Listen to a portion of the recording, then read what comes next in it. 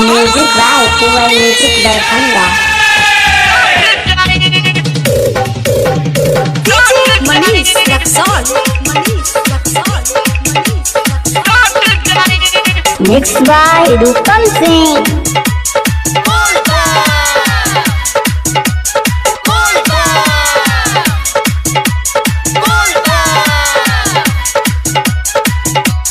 presented by DD Production House Sakri। बुलबम कहत चल रे छौरी, बुलबम कहत चल रे छौरी, रास्ता ताहर कट जाई। हट के चल ना रे छौरी, हट के चल ना रे छौरी, कांवर में कांवर सट जाई रे।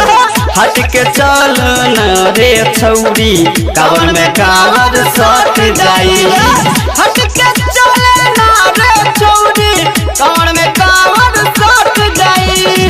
बुलबम कहत चल रे छौरी, बुलबम कहत चल रे छौरी, रास्ता ताहर कट जाई।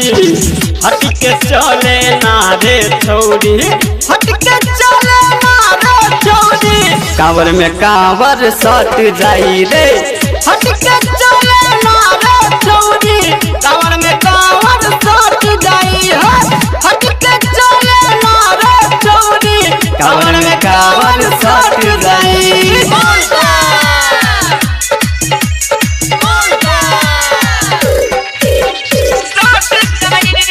Mix by Rupam Singh. presented by DD Production House Manish Sakri। Raxaul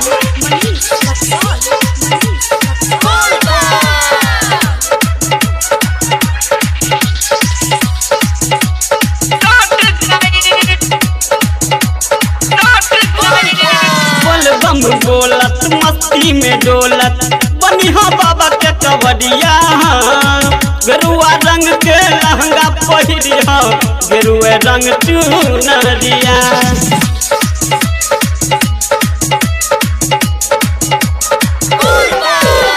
बोलबम बोलत मस्ती में डोलत, बनिहा बाबा के कमरिया।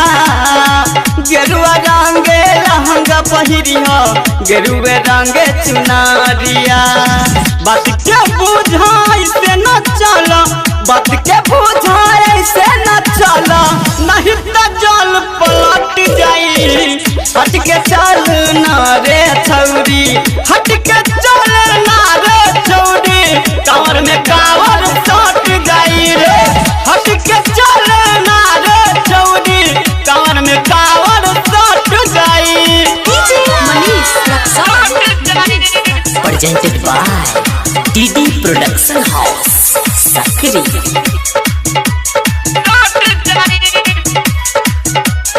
Mix by Rupam Singh. सुल्तानगंज से जल उठाई के चलबू बाबा के दुआरिया।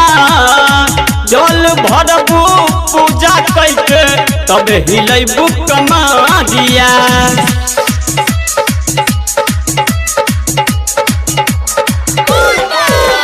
सुल्तानगंज से जल उठाई के जैबू बाबा दुआरिया। जल चढ़ैबू पूजा कैके, तब हिलैबू कमारिया। जवन मंगबू तवन मिली, जवन मंगबू तवन मिली, बाबा तोह पे खुश होई। हट के चले ना रे छौरी, हट के चल ना रे छौरी, कांवर में कांवर सट जाई। presented by DD Production House Sakri। Manish Raxaul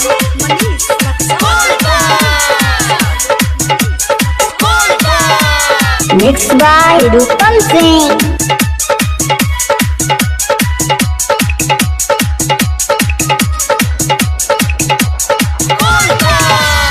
चीलम दीह, गांजा दीह, भांग दीह ताजा। मांग लीह सुनर सजनवा, दी तोहके बाबा।